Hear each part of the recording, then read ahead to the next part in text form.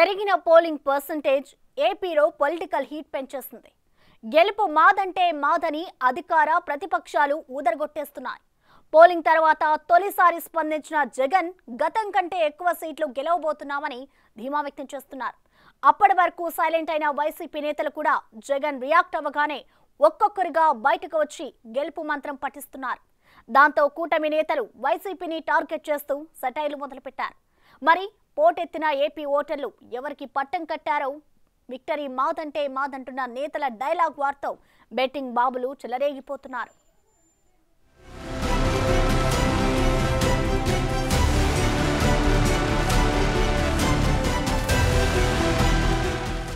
ఏపీలో రికార్డు స్థాయిలో 81.86% పోలింగ్ నమోదైంది. 1952 తర్వాత రాష్ట్రంలో ఇదే అత్యధిక పోలింగ్ శాతమని సీఈఓ వెల్లడించారు. దేశ చరిత్రలో ఎప్పుడూ కూడా ఓటింగ్ శాతం పెరిగితే అధికార పార్టీ గెలిచిన దాఖలాలు మచ్చుకైనా లేవంటున్నారు రాజకీయ విశ్లేషకులు. 2014లో 74.68% పోలింగ్ జరిగినప్పుడు ఎన్డీఏ కూటమి అధికార పగ్గాలు చేపట్టింది.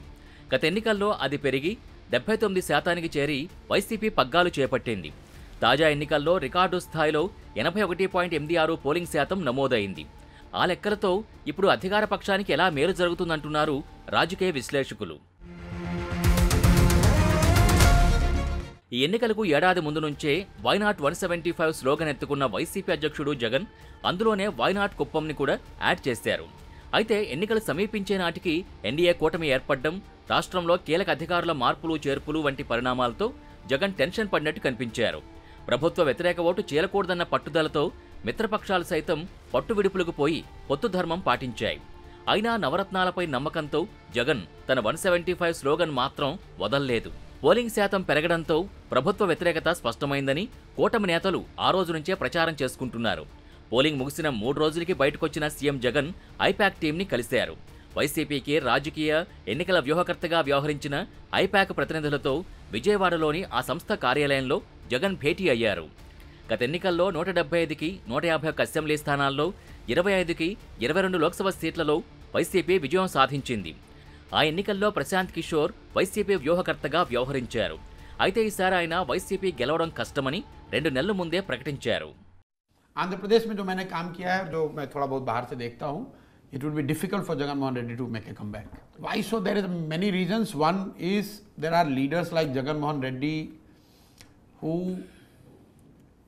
have thought and have become in their minds the provider rather than being the leader. There is a huge difference between being an elected leader and started to think yourself as a provider. जब आप democratically elected leader हो तो you have to provide but you have to also take care of the people's aspirations.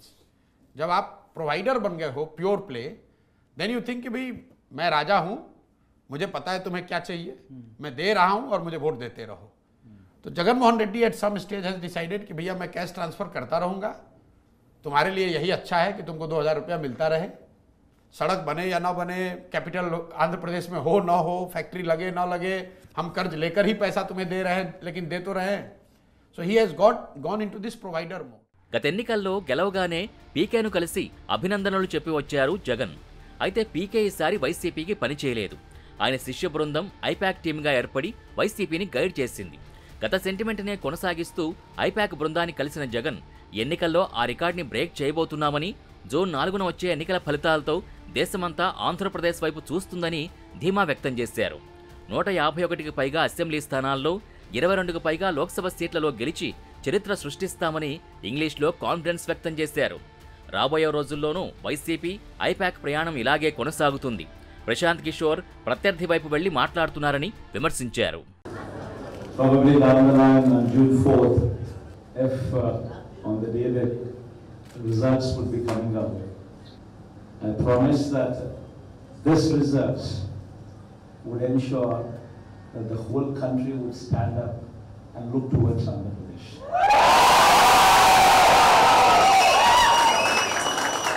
In fact, we're going to beat that record.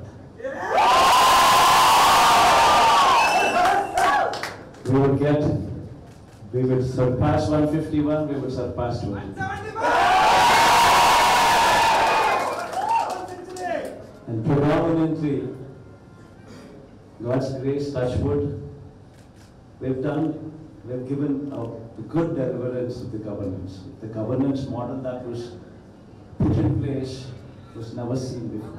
Jagan ఇంగ్లీష్లో మాట్లాడుతున్నప్పుడు పక్కనే నిల్చున్న మంత్రి బొత్స సత్యనారాయణ ఆ వెంటనే మీడియా ముందుకొచ్చారు. 170కి పైగా అసెంబ్లీ స్థానాలు గెలుస్తామంటున్న బొత్స విశాఖపట్నంలో అంగరంగ వైభవంగా జగన్ ప్రమాణ స్వీకారం చేయబోతున్నారని జోస్యం చెప్తున్నారు. ప్రజల ఉదయాల్లో గూడు కట్టుకుని రేపు ఇలాంటి విక్టరీ కనీవిని చూడని విధంగా రేపు రాబోతుంది విజయం. ఏదైతే మా టార్గెట్ 175 ఉందో దాని దగ్గరలోనే విజయం రాబోతుంది. టెంటేటివ్గా జూన్ 9వ తేదీ నాడు విశాఖపట్నంలో అంగరంగ వైభవంగా అక్కడ ప్రమాణ స్వీకారం మహోత్సవం జరగబోతుందని తెలియజేస్తాం. జగన్ స్టేట్మెంట్ తర్వాత తాజాగా రాష్ట్ర ప్రభుత్వ సలహాదారు సజ్జల రామకృష్ణారెడ్డి మరికొందరు వైసీపీ నేతలు కూడా వైసీపీ విజయంపై ధీమా వ్యక్తం చేశారు. ఆ క్రమంలో టీడీపీ నేతలు సీన్లోకి వచ్చేశారు. మాజీ మంత్రి దేవినేని ఉమామహేశ్వరరావు వైసీపీ నమ్మకం చూస్తుంటే కేఏ పాల్ గుర్తుకొస్తున్నారని ఎద్దేవా చేశారు. ల్యాండ్ టైటిలింగ్ యాక్ట్ వైసీపీ పుట్టిముంచిందని విమర్శించారు. ఇవాళ కేఏ పాల్ కాన్ఫిడెన్స్ లెవెల్ ఏ స్థాయిలో ఉందో జగన్మోహన్ రెడ్డి కాన్ఫిడెన్స్ లెవెల్ కూడా అదే స్థాయిలో నిన్న ఉంది. కేఏ పాల్ కాన్ఫిడెన్స్ లెవెల్కి జగన్మోహన్ రెడ్డి కాన్ఫిడెన్స్ లెవెల్కి నిన్న సోషల్ మీడియాలో ట్రోలింగ్సే అర్థమవుతూ ఉన్నాయి. కాబట్టి పిచ్చి ప్రేలాపనలు మానేయండి. ల్యాండ్ టైటిలింగ్ యాక్ట్ మీ పుట్టి ముంచింది. ఇవాళ పెద్ద ఎత్తున ప్రజల్లో తిరుగుబాటు వచ్చింది. ఆ తిరుగుబాటు ఫలితమే జనసునామీ. ఆ జనసునామీ దెబ్బకే మీకు గంగుర్లు ఎత్తుతూ ఉన్నాయి. మరోవైపు రాబోయే ఎన్నికల్లో ఒకవేళ వైసీపీ గెలవకపోతే జగన్ పార్టీని మూసేస్తావా అని టీడీపీ నేత బోండావమ్మ సవాల్ విసిరారు. జగన్ ఐపాక్ టీం దగ్గరికి వెళ్లి ఓదార్పు యాత్ర చేశారని, జూన్ 4న దేశం మొత్తం ఏపీ వైపు చూస్తుందని జగన్ అంటున్నారని, అది నిజమే కానీ జగన్కి సింగిల్ డిజిట్ వచ్చేది చూస్తారని ఎద్దేవా చేశారు. ఈ జగన్కి సహకరించిన అధికారులు కూటమి అధికారంలోకి వచ్చాక జైలుకు వెళ్ళక తప్పదని హెచ్చరించారు.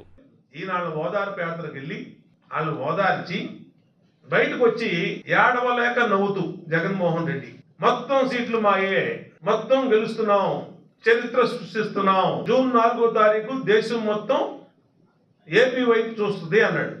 ఓకే, నీ నమ్మకం నీకు ఉండొచ్చు. నీకు నమ్మకం ఉంటే జూన్ 4వ తారీఖు నాడు తెలుగుదేశం పార్టీ కూటమి విజయం సాధించిన తర్వాత నీ భాషలో చెప్పాలంటే తెలుగుదేశం విజయం సాధిస్తే నా వైసీపీని మూసేస్తానని చెప్పి ఎందుకు మాట్లాడను? మొత్తం మీద నేతల ధీమా, వరుస స్టేట్మెంట్లతో ప్రజల్లో మాత్రం తీవ్ర గందరగోళం కనిపిస్తోంది. జగన్ మాటలు బెట్టింగ్ రాళ్ల కోసమా లేక కార్యకర్తల్లో మనోధైర్యం కోసమా అర్థం కావట్లేదు అంటున్నాయి వైసీపీ శ్రేణులు. పోలింగ్ పర్సెంటేజ్ 81.86 అంటే టోటల్ 23. దాన్ని సెంటిమెంట్గా చూపిస్తూ పందాలకు సిద్ధమవుతున్నారు వైసీపీ నేతలు. ఏదైతేనేం అధికార ప్రతిపక్ష మాటలు నమ్మి కోట్లలో బెట్టింగ్స్కు దిగుతున్నారు పందెం రాయిళ్లు.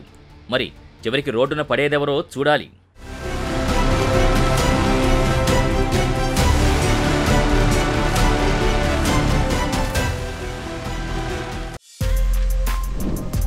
For more videos like this, subscribe Big TV channel.